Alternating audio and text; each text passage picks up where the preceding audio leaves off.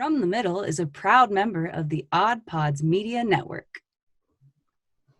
Oh, for the love. Sorry, just clearing my Mountain Dew hole.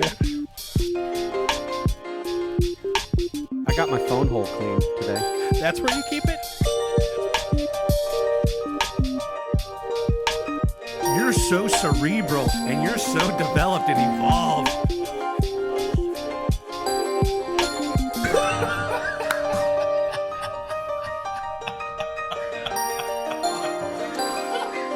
From the Middle after dark over here. Hello and welcome to episode 68 of From the Middle. We are three middle-class guys living in the middle of America in the middle chapters of our lives with a point of view that is somewhere in the middle. I am one of your co-hosts, Kendall. Along with me, as usual, we've got Dylan and Corey. They are brothers. I'm the tag-along guy, and I'm just here. They let me talk. And so we talk about all kinds of things. We are three guys who have interests, some of which overlap, some of which don't. We don't claim to be experts on anything, but we know at least a little bit about some things.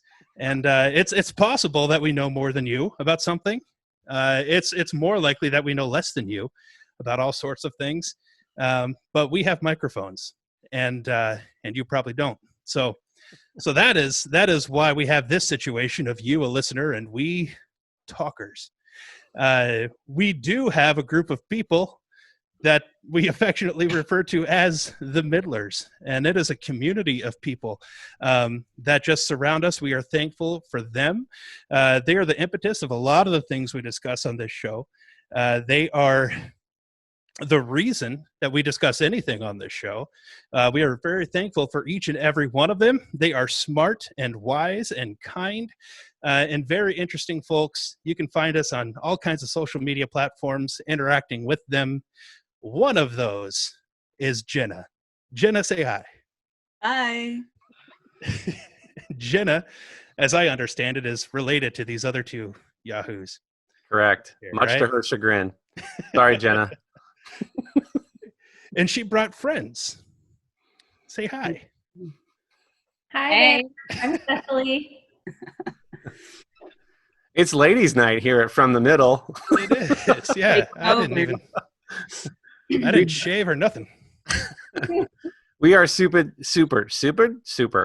excited to have three guests tonight, as Kendall said, our cousin Jenna, as well as Cecilie and Claire, who all happen to be PAs. And you might be asking yourself, Pause? what is a PA? I thought it was ladies' night and we're talking about pause. Well, that is some of what we're going to be discussing because, as Kendall said, we do have microphones and we are curious critters and we do like learning and we like interesting guests. And we were sort of bouncing this idea back and forth about learning more about the PA profession. It's been on the rise in the last handful of years. I'll let you guys get into more of that. And there are a lot of misconceptions about the profession. And so we've got three of them here to talk about like what it is and what it's all about. And if you are interested in that career pursuit, how you might get connected or enter into that world. So Jenna, does that sound like kind of what we discussed? Correct me where I'm wrong there. Yeah, that's about where we're at. Except one clarification, we're PA students. We cannot claim to be, board certified yet, but honestly, it's right around the corner for us. We graduate in May, and next summer might be starting our first jobs already. So very exciting. Well, statistically, one of you won't make it. I will let you guys discuss which that Not is. true. I don't think that's correct. Oh, okay. That's the first misconception. Got it. Look to your left.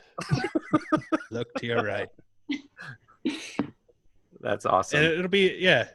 I wonder if it works anything like America's Top Chef or whatever, and you have to give up your white coat Oh. at some point. Oh, Like snuff a candle, like on Survivor. I'm sorry. We could take this thing off the rails real quick. My understanding, I think, is that this is helpful to you three somehow. that we're doing this. I don't know. I just jumped in. What's going on here?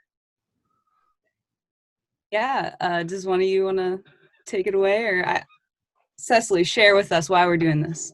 Well, first of all, I don't think a lot of people know what a PA is. I mean, unless you've actually gone and seen one in an office, you probably aren't very familiar with what it is. And I know that throughout my training, and even just talking to people day to day, even my family members, no one really knows what it is. And, I've gotten questions like, oh, are you the person who comes in and takes my blood pressure before the doctor comes in? Or are you the nurse? Or, whatever. So I think we're just here to kind of spread awareness of this profession. It's an amazing profession in healthcare, and just kind of put everything out there about what we do and how to get involved if it's something that you may be interested in. So Perfect.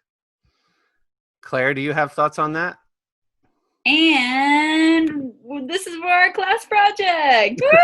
Woo! Sweet. So we have interesting and beautiful guests, and you guys are getting homework done. So this benefits both of us.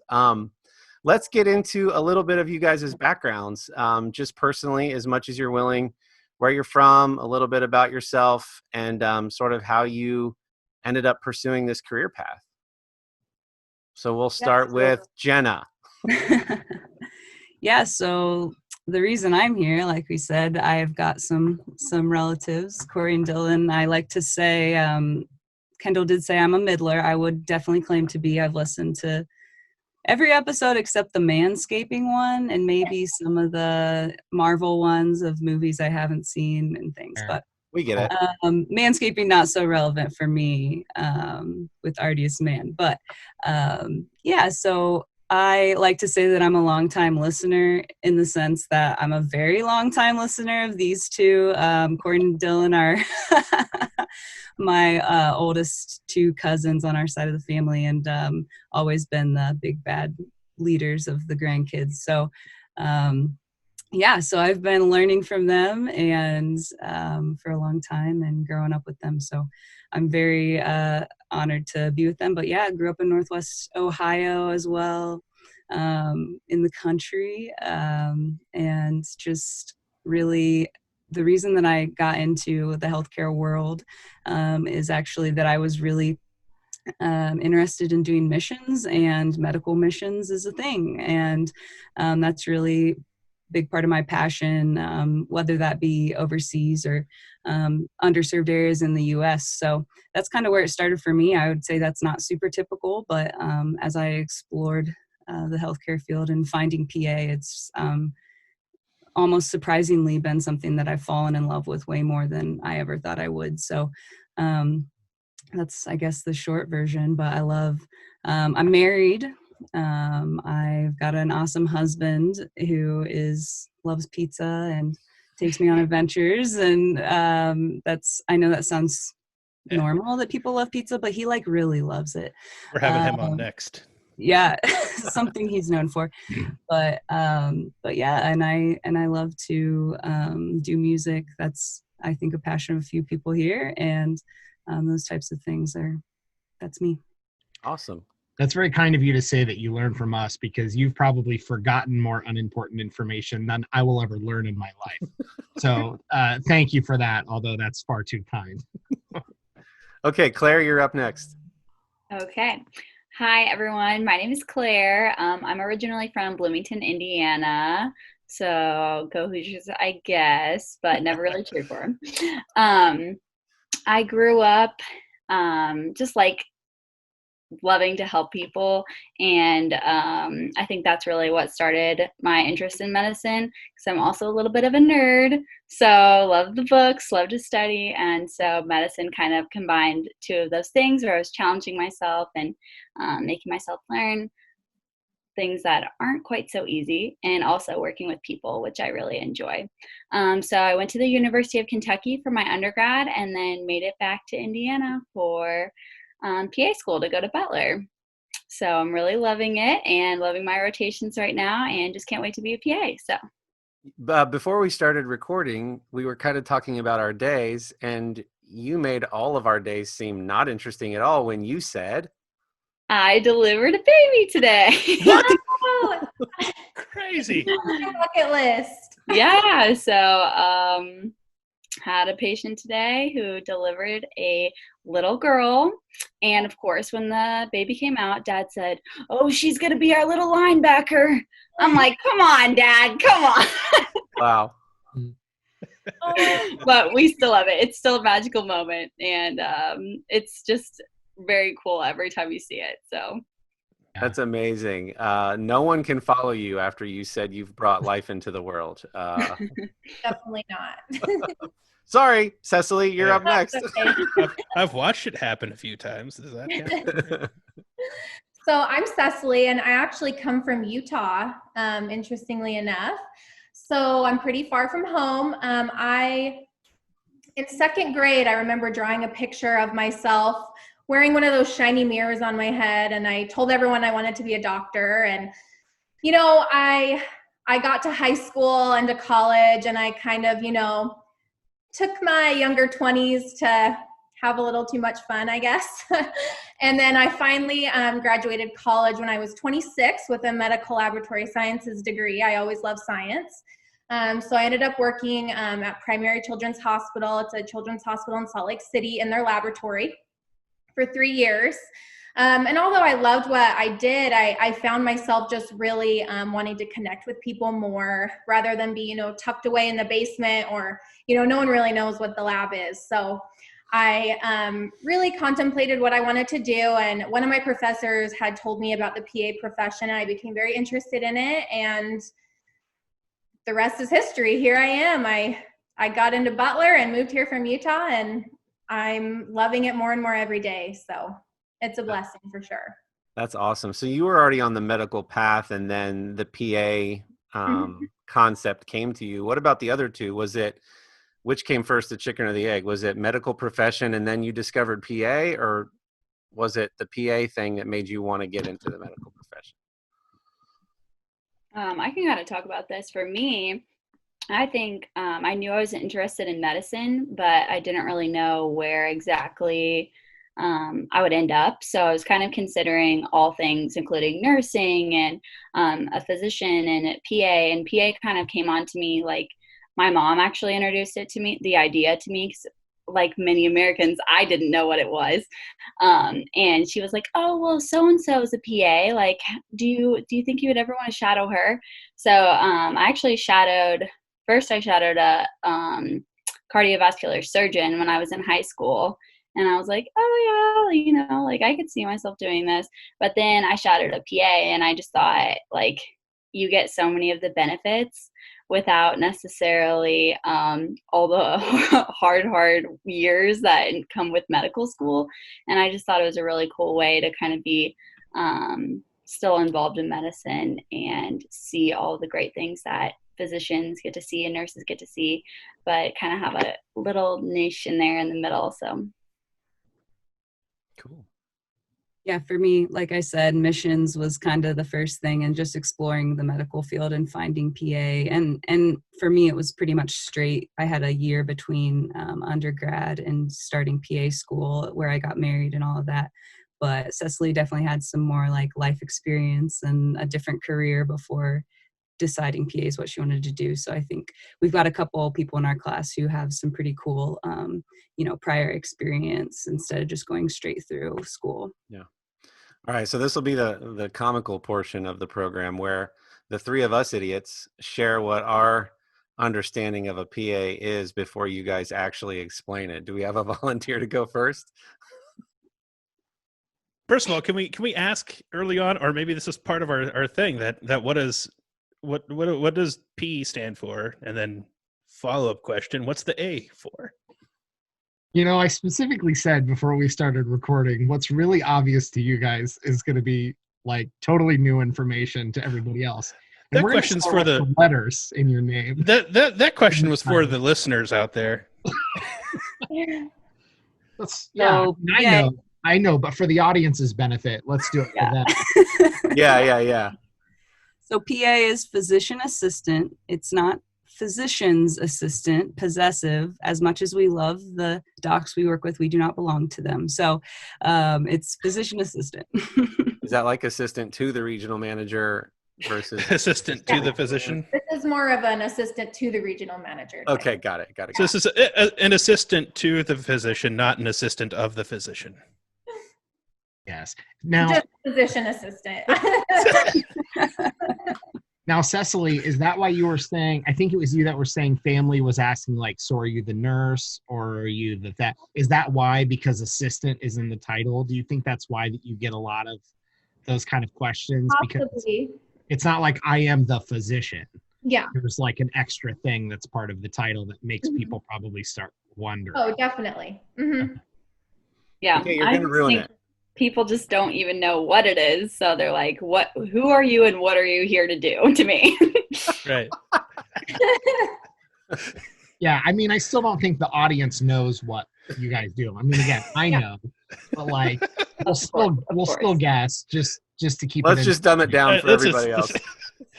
All right, that said, so for me, now this is okay because I'm still not clear. So we were asked to, and I did not do any research, which is nothing new for this podcast. We do our fact checking on the next episode, and that's only if we have time. Which lately we haven't done a whole lot of. So backtracking a little bit, I know now that there is a close relationship, I think, to a physician assistant and a nurse practitioner. I'm not sure exactly what the differences and overlaps there are, but I can tell you this, that I remember thinking, so for a long time, my mom, for a lot of my childhood, worked in a pediatrician's office. And she was not any kind of medical assistant or nurse or anything. She checked people in and answered phones and did filing and that kind of thing and billing and stuff. And so in my mind, she wasn't. So and one thing that I knew about her was she wasn't allowed to like gather or present or even like take vaccines to a room, because whatever regulation, she wasn't authorized to even handle vaccines at all. But there are other folks in the office who were not doctors who could. And so for the longest time, when I heard physician assistant, I thought that those were the people who worked with my mom, that were allowed to handle the P cups and were allowed to handle the vaccines. But even they, at that office, they weren't allowed to give them or administer them, I don't think. Or maybe they just didn't, and the doctor preferred to do it himself. I'm not sure. So that was my starting point of what a PA might be. Mm-hmm. So I asked my wife, and Jenna, you were privy to her understanding, and she said, I don't want to be like disrespectful or anything, but isn't it basically like just a nurse with all their merit badges? Like you have all the medals on your coat. Is that what it is? Is it rude if you can admit ignorance that you just No, don't know? That's that you the just definition. don't know? Okay. Right. Good. Yeah. Honesty, transparency. Yes. That's how Yeah, we and roll. this isn't a roast. We're just this dumb. Like we're trying. We're There's trying. common misconceptions, so Yeah. And we're here to fix it once and for all. Go ahead, Right. Dylan. All right. So I would think in the physician's assistant portion, there's probably a lot of things that maybe aren't surgery, or a lot of other things like prescriptions, things that would need to happen that maybe there's room between a nurse and a doctor to help with some of that. But I don't know enough to start listing off tasks that I think would be relegated to that position. But I would think it would be outside of surgery or some of, I don't know, like I hate that I want to like jump to Grey's Anatomy and go like, what are the things that I see the doctors do versus what the nurses do? And then there's probably room in there in the middle for some of the stuff that the doctor can do, but not the nurses. And so that's all that, I mean, only because of some clarification up front would I even know that much. Because if you said some normal, what for you would be like nurses or work or like some of the stuff that the unit clerks would help with, if you had said some of those things, I would obviously believe you. I wouldn't know the difference. So that's a guess, and I'm really not saying much. I'm just giving you an idea of where now I think it is in my head. Yeah. All right, you guys go. Clear it up for us. Our listeners are waiting with bated breath. Yeah, that actually wasn't, you were on the right track, actually, with that kind of, where's the in-between?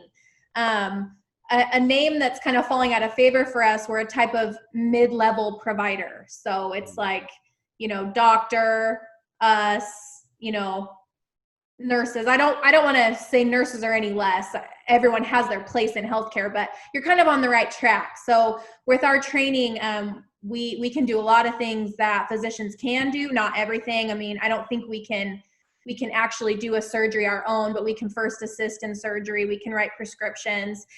So basically it's kind of there to help take some of that workload off a physician if they hire a PA. So you were kind of on the right path there. What about you girls? What do you have to add? So in response to Kendall's P cups and vaccines thoughts, so I think what you're describing is pretty close to probably a medical assistant, an MA, which when you go to the doctor's office, you probably are most likely to see an MA or a nurse like helping to like triage you, take your weight. If there's any procedures that need done, a lot of times they're the ones who help with that stuff. And that is a common thing. People think physician assistant, medical assistant, same thing, but we have very different training, very different roles. Yeah. So, and then Sherry's nurses with badges. Claire, thoughts? I'll just say that is incorrect. Oh. There's no badges displayed on my white coat today, so I think we can smash that here and for all. But there is power in the white coat. I love that you guys wore them. Yes, there is. Specifically, though, we're not nurses. Like, we would never claim to be nurses. Our training, like you did comment something about nurse practitioners being very similar, and that is true. We fill a lot of similar roles, but we never went to nursing school. We probably never will. And nurses are superheroes. They're amazing at what they do, but our training looks a lot more like biology for undergrad, and like this abbreviated medical school is a lot of what PA school is. And then we don't go and do like a residency or a fellowship typically. There are some of those things out there, but by definition, kind of what a PA is, they're kind of fighting against having this built-in residency requirement, because that just gives us the freedom to be in different areas of medicine and to move around within, throughout our careers. So let me jump in there, because unless somebody's in the medical field, I don't think they'd have any idea what the training for a nurse would look like versus what you described as being your training with biology and medical school shortened. So what are the key differences between what a nurse might be doing in all of their training up to becoming a nurse or nurse practitioner versus yours in the simplest sense? Yeah, so honestly, nursing gets a little fuzzy. If I'm being honest, I feel like I've had to ask a lot of nurse practitioners in preparation for tonight to make sure I know, like, because even within the medical field, we get confused about what everybody's backgrounds look like. But there's also a lot of differences with like RN, registered nurse, bachelor's of science in nursing, like, there's just a lot. So you could do like a 2-year degree to become a nurse, which is a little less common. A lot of times their undergraduate education is a bachelor's in nursing. And so they leave undergrad with this certification to be able to work in healthcare. And we leave with a bio degree, or lots of people do different backgrounds, I should say, typically like a pre-med biology, but you can do whatever. and yeah, so it's different in that sense that they kind of start their healthcare training very specifically early on. Claire, you wanted to add to that, I think. Oh, yeah. I was just going to say I lived with a lot of nursing majors when I was in undergrad, so kind of got to see a little bit into their education. And I would say a lot of it is, I mean, basically from, I would say, sophomore year of college on, they're in strictly nursing classes. So they're in their nursing cohorts and they're doing their nursing classes, and that's their mind, heart, and soul is all nursing. And I would say for the PAs, it's a little bit more diverse, like kind of like Jenna said, it's just like a Bachelor of Science, or as long as you have a 4-year bachelor's degree and you fulfill all of the requirements for PA school, you can kind of do whatever you want. Whereas nursing is a lot more specific. And then within nursing school, you're also doing clinicals, so you're getting that hands-on experience already before you graduate. Whereas PAs are waiting usually until they get into their graduate programs until they're actually doing clinicals and doing hands-on things. But on top of that, I would say that a lot of PA schools like you to have some healthcare experience outside of your schooling, whether that be working in a lab like Cecilie, or I personally was a patient care technician on an ortho floor in the hospital. And then Jenna, I don't know if you had any type of job prior to PA school. Yeah, so mine wasn't as obvious. I kind of did more like medical mission trips and internships and shadowing and things like that, unpaid stuff. Yeah. Yeah. So would it be fair, like from the outside looking in, would it be fair to say it would be similar to somebody becoming a teacher who has to specifically take like education courses on how to run classrooms and how to teach on top of what they'll be teaching, versus somebody who gets a general degree but is not specifically getting an education degree?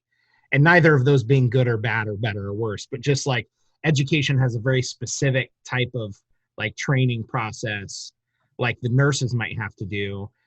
And then they're also getting other classes, whereas you could maybe get a Bachelor of Science or something like that and use that as a jumping pad or a launching pad. Is that maybe a decent analogy? Sure. So I think it's realistic to say that everyone who gets a Bachelor's of Science isn't going to be a PA. And there's not just a one-track stop to becoming a PA. There's a lot of different routes and reasons of how people get here. And I think that kind of reflects why the position was made in the first place. It was created for people who are kind of going into those second or third careers of their life, like later on, instead of necessarily coming right out of school. Mm-hmm. And I will say, I guess we just kind of kept saying like they do nursing in undergrad and like not explaining what that is. I guess like to give some examples, like they start learning about medications early on, like IVs and vitals and a lot of like what nurses do.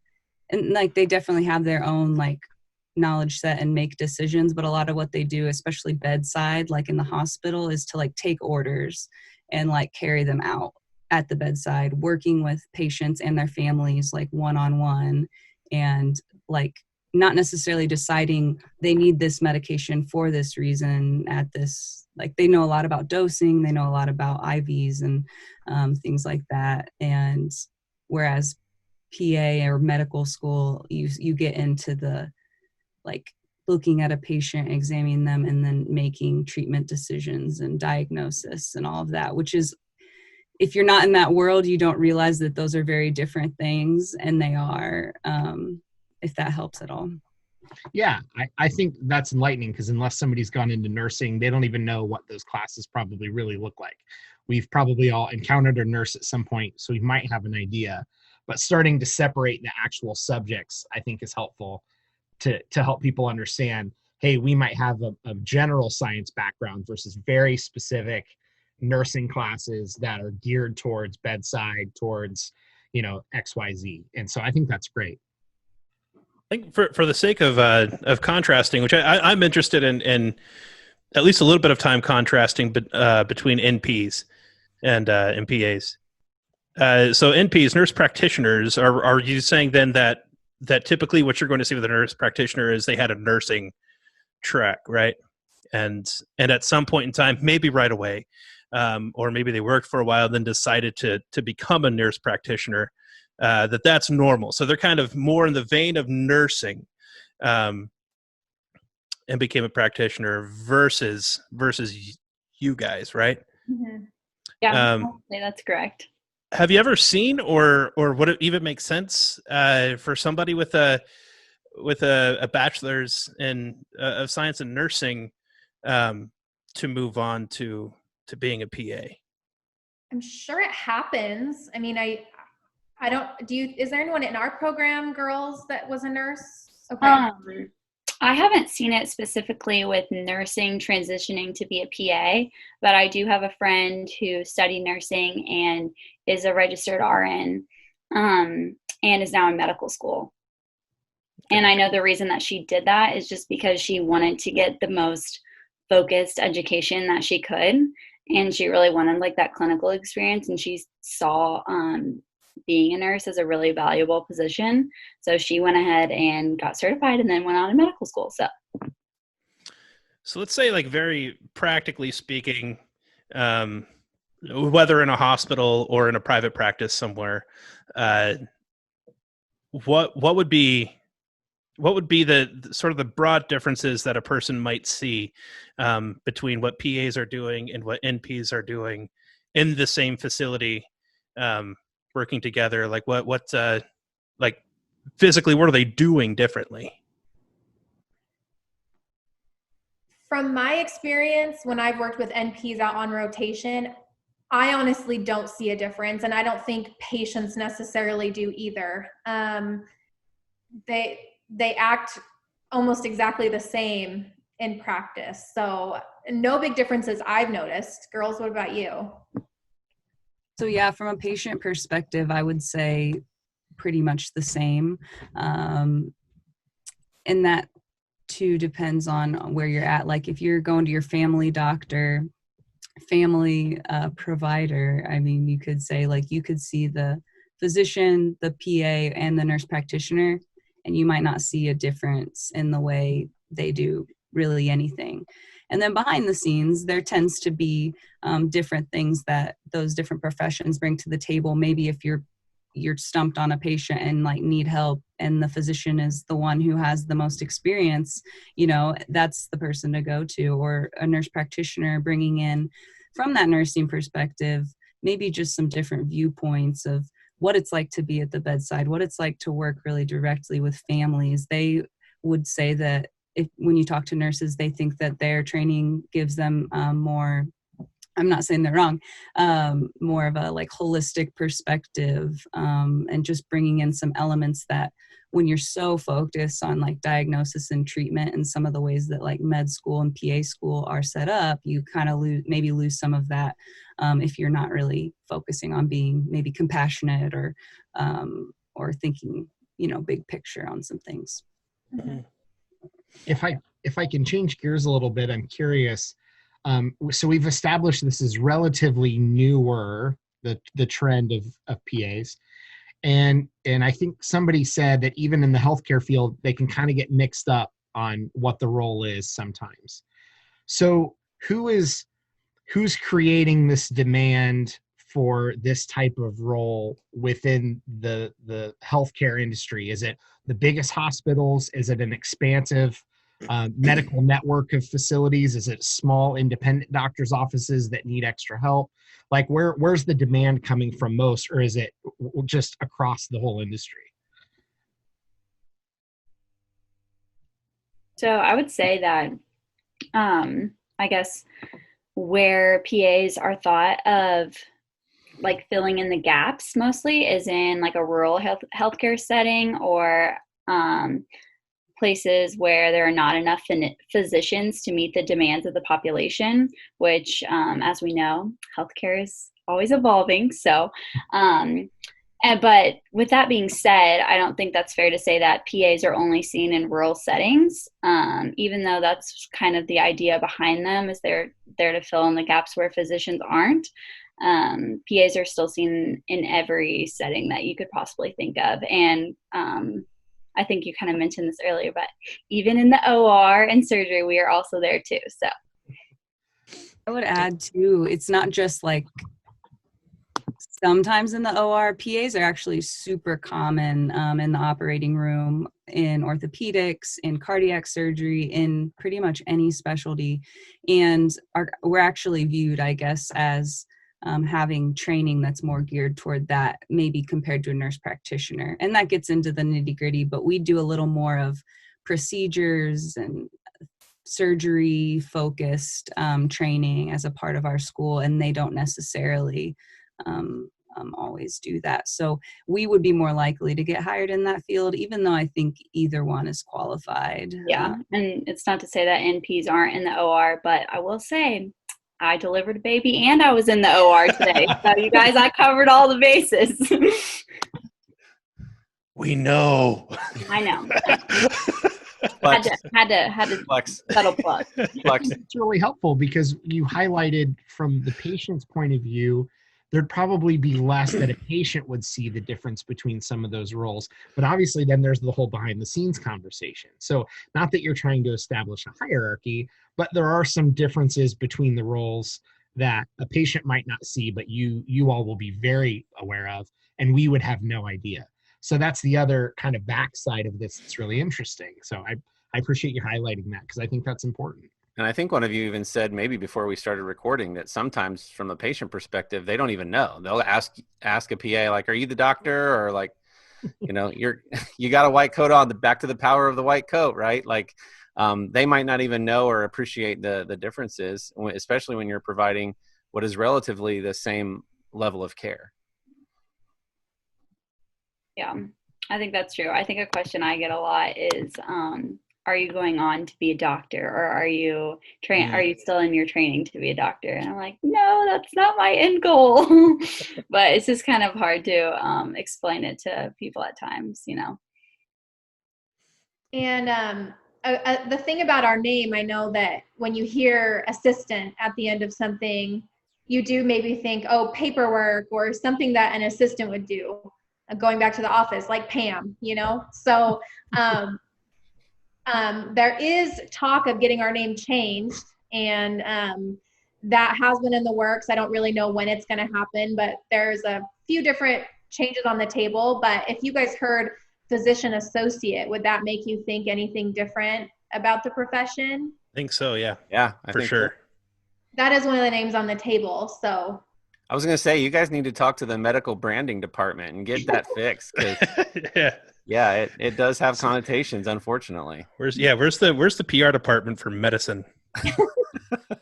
Especially, we established this earlier or before recording, especially with Dwight Schrute in the office, an assistant to the regional manager and assistant regional manager. That's a whole conversation you guys don't want to have every time. Right. Well, that's a great place to take a break. Here at the 500 Section Lounge, we have a few requirements. First, you need to be able to talk about anything at all. Secondly, you need to be able to laugh, play games, and hang out with some very interesting people. From sports radio personalities to reality television contest finalists and everything in between, we talk to them all right here in the lounge.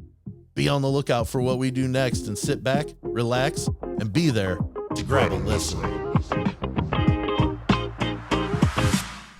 So I want to go back to the demand question a little bit, and I don't think it's a repeat. I think it's a subtle, a nuance. Dylan was talking about where it's coming from in terms of like major hospitals or clinics or whatever. I wonder what you guys felt like, why it's on the grow. I do some consulting on the side, and Cecilie, we were actually working with a very large healthcare system in Utah.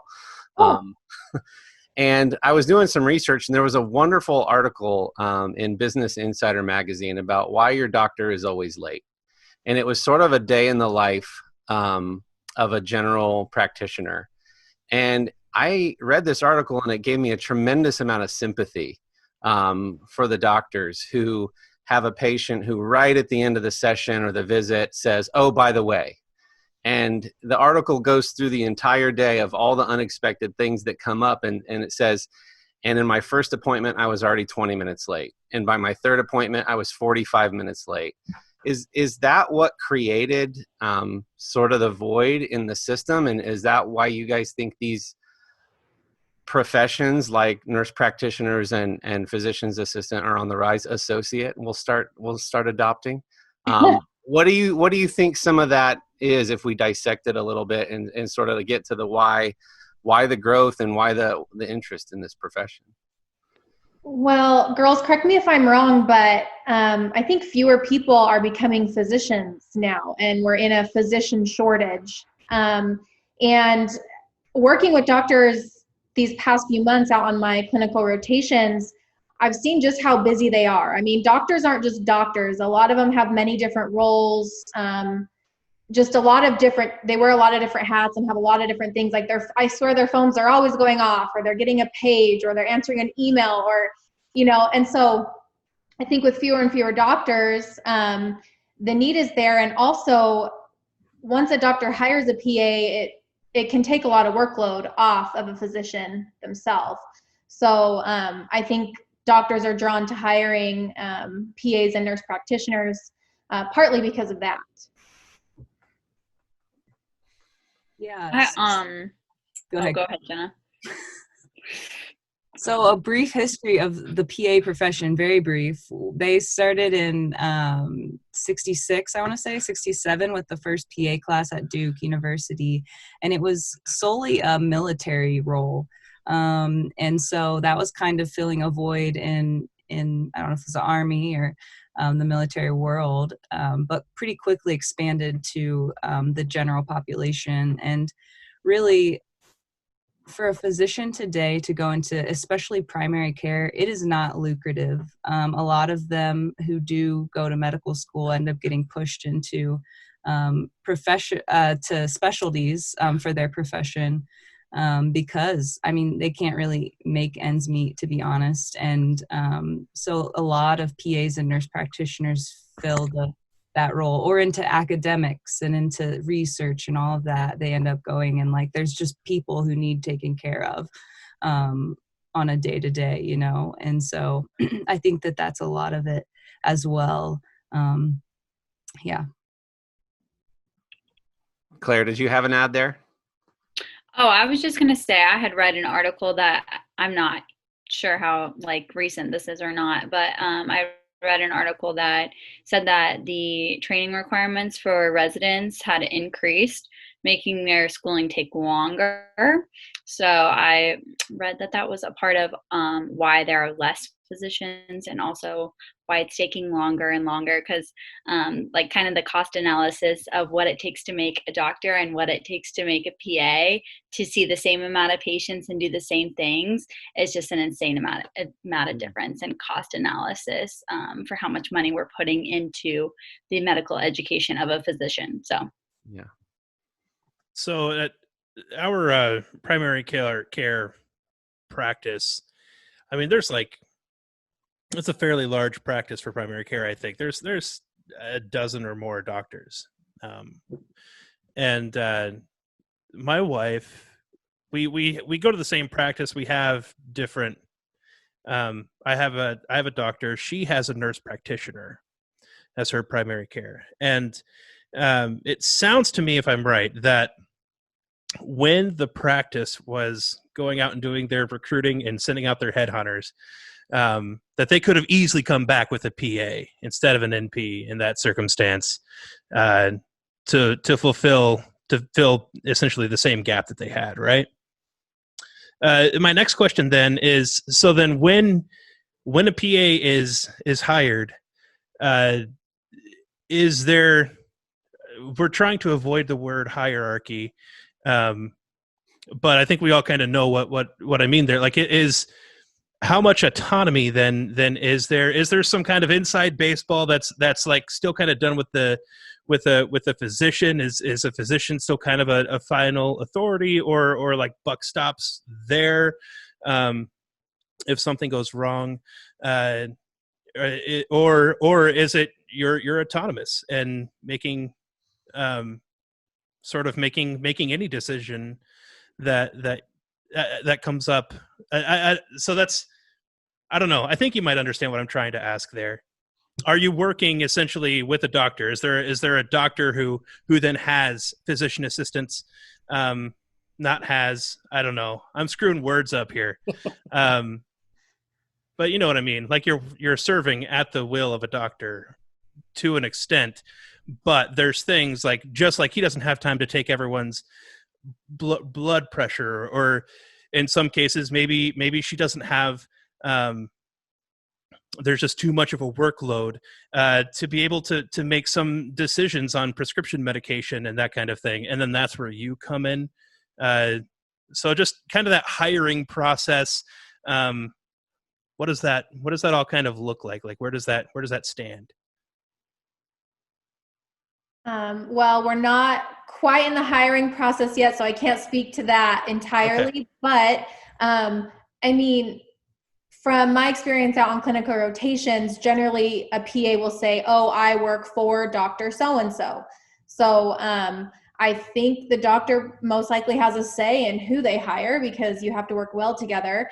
But there is a lot of autonomy, and I know it depends on the type of practice or certain insurance carriers, things like that. There may be a certain percentage of charts that the doctor that oversees you has to kind of check. Like, okay, I'm going to read 10% of your charts this month and make sure that you're putting everything in there that you need to, and you are making the correct medical decisions.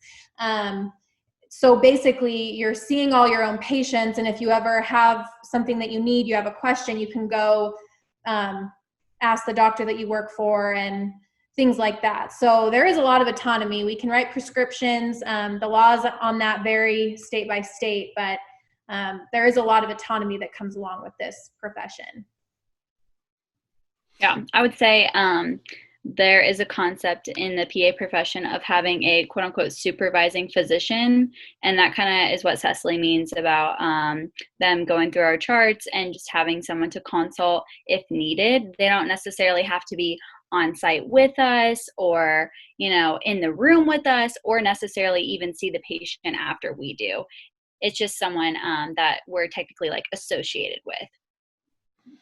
And I think too, there's so much variability based on, you know, our number of years of experience.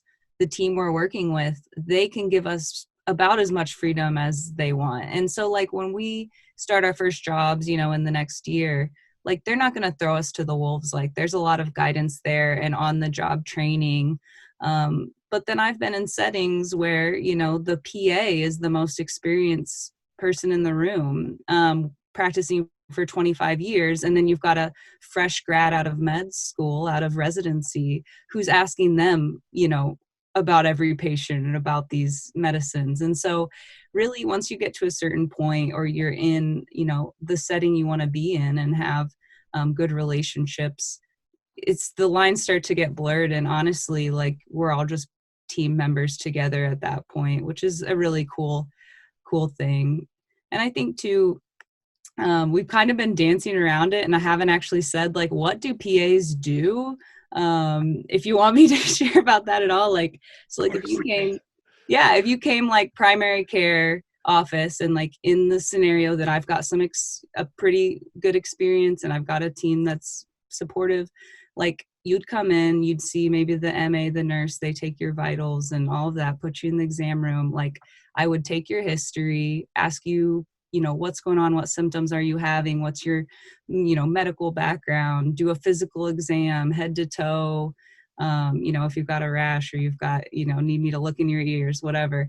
Like we are trained to do all of that, and then, you know, go out of the room and like decide, like make a diagnosis, prescribe medication, say, oh, like you got that mole and we want to check it out, like come back in and do a procedure and biopsy it, take it off, like be the one like taking the lead on all of that, and, you know, send you out with a plan. And so, and sometimes it looks like as a PA, I would see you and the physician would also come in, but it really just, there's quite a bit of variability, and we're trained to do all of those things, lots of procedures and all of that as well. Yeah. Which makes sense then, why, you know, the average patient wouldn't see or appreciate a difference, because that sounds exactly like what my general practitioner would do, right? Right. Let's pivot a little bit to, sort of helping the next generation. So if you were going to talk to a young person, how might they gauge whether or not this would be a legitimate career path for them? What are some of the best schools in the nation with PA programs? What would you guys recommend for somebody, a young boy or girl, who says, wow, that sounds really cool, I'm interested in that? I would say first and foremost, shadow.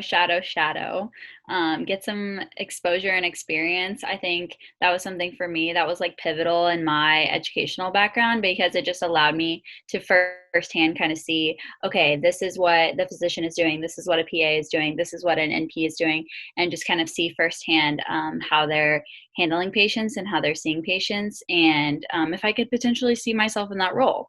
And I thought that was probably one of the most helpful things for me, was just to kind of get that firsthand experience, even though we've already told you guys how awesome it is. So. So if you're in school, I imagine that's pretty easy. You talk to advisor, a counselor, or somebody to help you make those connections. What if you're already out in the world and you think this is something for you? How do you approach shadowing? Do you call a local hospital system? Do you reach out to your doctor and say, hey, doctor, this is totally unrelated to my rash. Who can I shadow? I will say I actually asked my gynecology PA if I could shadow her right after my exam. So you can do that. If you need a shadow, you just, don't be embarrassed and ask. I was in a pretty vulnerable position after that exam, but she said yes, and here I am. So any connections you have, I've randomly emailed PAs and just said, hi, my name's Cecilie Stegeman, I need to shadow, would you have me? And they've taken me. So it's great to have connections, but if you don't, you can always find a way. That's perfect, Cecilie, and my appointment's Friday, so I'll be sure to ask. There you go. I picked rash, but I like your story too. So Corey, did you have a follow? Oh, we started to talk about, I'm glad you said that, Jenna, because we were very clearly circling the what can you do. Is there any rapid fire what can't you do? Declare someone dead. I could do that. Not in an official capacity, but Yeah. And we can still speak to I declare. We can still speak to the youth of America for anyone else who has answers, but I wanted to cover, you very clearly started to say, here's what we can do, all of the normal things you'd expect from a doctor, which is awesome. Is there anything else that you can't do? The three of you can't say you're a PA yet, officially. You're still students, so we know that one. You can't declare somebody deceased. Is there anything else? I'm sure there are. Usually you're not performing surgeries alone, like in the OR, but procedures would be fine.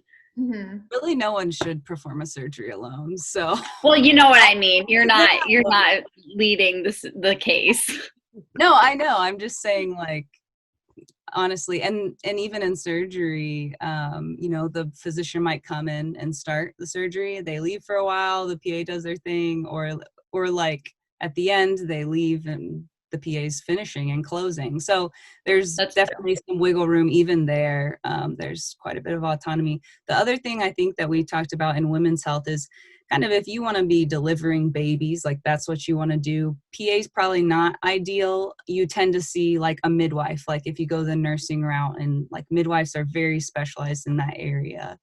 And not to say that you can't, because as students, we even just told you we're delivering babies, but that's typically not a PA role, and there are some legislation things that might put some roadblocks in your way for that one. But honestly, there's not a lot. That's good to know. We can go back to talking to the youth of America again. I was curious since we were discussing. Oh, that's great. So let's talk schools. What are some of the stronger programs in the country, and why did you guys decide to go where you decided to go? And all right, go Dogs. Honestly, I was hoping that we would get to the point where we can honestly brag on our program, because Butler University is one of the best, PA programs in the nation, especially in the Midwest.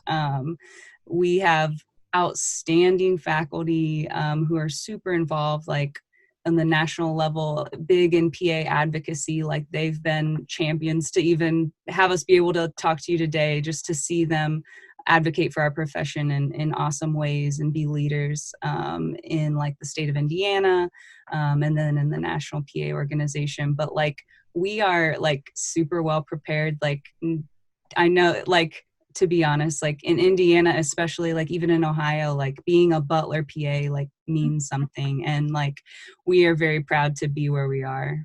What do you guys think? Definitely. I couldn't agree more. You heard it here first, folks. Our podcast is now a required material for the Butler University PA program. This is awesome. Big news for us. We're excited.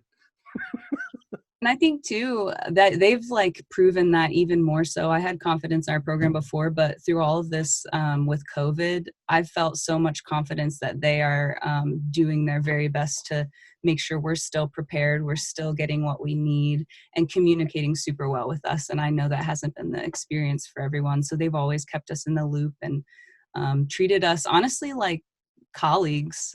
Super early on, they give us a lot of respect, and even though we feel we're still learning and feel so young at times, they know that just in a couple years we're going to be side by side with them in practice, and that's something that really I think gives us confidence. After all that praise, is there any other trash school worth even mentioning, or just Butler? Is that the only one anyone should even consider? I mean, all the way from Utah, it's got to be good, right? Well, yeah. And, that's the thing. It's people always ask me, what led me here. And I did shadow a PA who went to Butler. But, the admission process for school, I don't know about you girls, but I mean, I applied to 5 different schools. I had interviews at a few of them, and it kind of narrows down along the way. So most people don't just apply to one school and go to the school they pick. So, but I am so lucky that I ended up at Butler. It has been amazing. I love all the professors. Everybody in the program has just been amazing from the time when I was applying to school to now. So I can't say enough about their program. One thing that I've appreciated so much about this discussion is seeing how into medicine you guys are, and you guys talk about shadowing and things like that are just that to me, to hear that somebody wants to job shadow means that they're taking it seriously. Like this is something, like you're not just going through the motions so that you can get the passing grade, so that you can get the job. It's you actually want to be good at what you're doing. And as long as we're talking to young people, like I think that is something that applies not just to PAs, it applies everywhere. My wife she works in the medical profession as well, and I can tell you that she wants so much to help other people come up into medical professions. There hasn't been a single young person that she has come across who wants anything to do with chemistry or the medical profession that she hasn't offered and said, hey, if you want to shadow, I want to do it. So there's just I appreciate that so much, that there's this relationship thing that I see of people in the profession who want to teach other people just how you can do this the best you possibly can, and then people like yourselves who want to come up into the profession and do the best they can, and to see those relationships happen between those who know and those who want to is just a beautiful thing that benefits absolutely everybody. And I think that you guys have expressed both of those things tonight, that you're studying, you're learning, you've talked about job shadowing and things like that. And at the same time, you're interested in teaching 3 stupid dudes about what it is you do. And and the hopes that I think that other people hear it, and so that you can educate people about what it is you're aspiring to. And so that's cool. Thank you for all of that. Yes. Beautifully said, Kendall. Yes. Ladies, it's your turn. Anything else you'd like to say, or just sort of parting thoughts? And just so appreciate you guys coming on, by the way. I know it's late on a school night. So really appreciate it. I guess we could say real quick where we are and what clinical rotations are. We haven't really touched on that. Yeah. We're all in different specialties right now, different cities maybe. I'm in Columbus, Ohio right now. Indianapolis is home. That's where my husband is. Unfortunately, we're away from each other. But I'm at OSU doing cardiology at the Ross Heart Hospital. I'm on a heart failure floor right now, so it's all inpatient. And lots of interesting patients, people who have artificial pumps in their hearts. They've got heart transplants. I get to go down to the cath lab tomorrow and see some heart caths. So yeah, that's what I'm doing. I am actually in the emergency room this month. I will say the emergency room is different. It's fun. It's very fast paced. What I've loved about it is just all the different people I'm meeting, and really every day I'm reminded why I want to be in the healthcare field. I have the chills right now just because knowing that you can affect someone's day and really their life with their care. I'm meeting so many people from different backgrounds, and I really just want to be there as not only providing medical care, but as comfort and making sure that they're feeling heard and taken care of. I really take pride in that. Another thing about the ER is I've gotten to do a lot of procedures, a lot of stitches, which I love to do. And I actually had, I think he was like a 60-year-old guy say that he's never seen a girl do stitches before. And I was like, rude, I can do these. And then he told me how good I did after. So that kind of made me smile that day. Yeah. I am on my women's health rotation, if you didn't already pick that up. And I am at Hancock Regional Hospital in Greenfield, Indiana.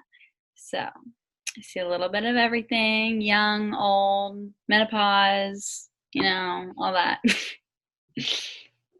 But it's been really good, and I've enjoyed it. So Claire and I now you just brought up a whole bunch of new questions that we have. I'm gonna say Claire and I had a misunderstanding. She was like, "Oh, I'm in Columbus this month," because she's near Columbus, Indiana, and I'm in Columbus, Ohio, which is a frequent issue. Just a fun Columbus fact: in Indiana, you have to clarify when you're talking about Ohio. Yeah, I can understand how that's a problem in Indiana. Yeah, they've got a lot of problems. No. Okay. My bad. Anything else, ladies, that you'd like to say? Thank you again so much for coming on. Yeah, thank you guys so much. Like, we've really enjoyed just geeking out about what we do, and could probably talk about it for a couple more hours. And we're just so engrossed in this medical world right now. It's fun to talk to people outside of that too. So yeah, appreciated that. Well, no doubt you guys, like Kendall said, you have a heart for what you do, and yeah, it's clearly a passion of yours, and we know that the three of you are going to go make a big difference in the world and really care for people, and that's pretty cool. And we're glad to have met you, and thank you for sharing your time and your passions and what makes you tick. It's pretty cool. Yeah, mark your calendars for about a year. We'll do a Where Are They Now and see how Yeah. That'd be great. we'll have you check back in after all the school part's done. So let's do it. Dylan, close us out with the logistics. Yeah. Thank you for all the listeners and to our guests. This has been fantastic. You can find our podcast.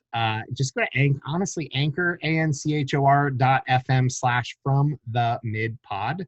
We'll take you to all of our social channels and everywhere that you can listen to podcasts, including things like iHeart, Pandora, Amazon Music, Spotify, all those awesome things. Also, always tune back in. The IQ is going to plummet after this week, but please come back and keep listening because we've always got fun stuff that we want to talk about. And if you need any kind of holiday gifts, head over to artiusman.com. Use the promo code THEMIDDLE. You can get some awesome stuff for yourself, men's care products and candles, or for gifts, because Christmas is right around the corner. So thank you so much, everybody, for tuning in and our guests. This has been From the Middle.